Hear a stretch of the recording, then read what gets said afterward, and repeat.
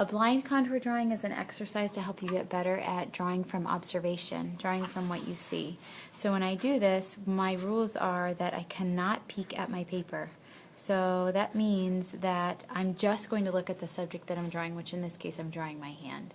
So I'm just going to look here, and I'm not going to look at my paper. I'm also going to use a continuous line,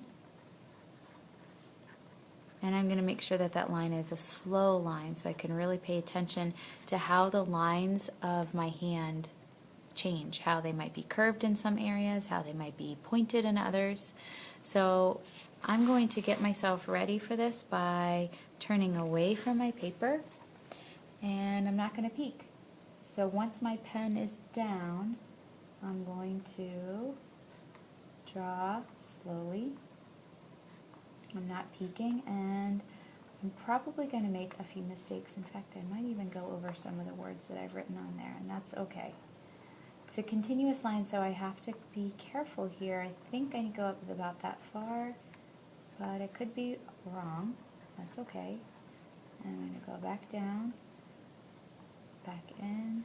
So I'm tracing my eyes around my object as my pen moves on my paper.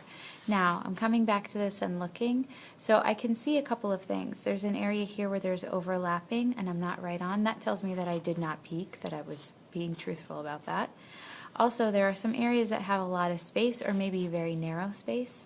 So if your contour drawing looks a little bit unusual, maybe the spaces aren't correct, that's okay, because this is a very difficult thing to do. You're not looking at your paper, you're just looking at your object, and that will really help you to pay closer attention to what you see, which helps you become a better drawer.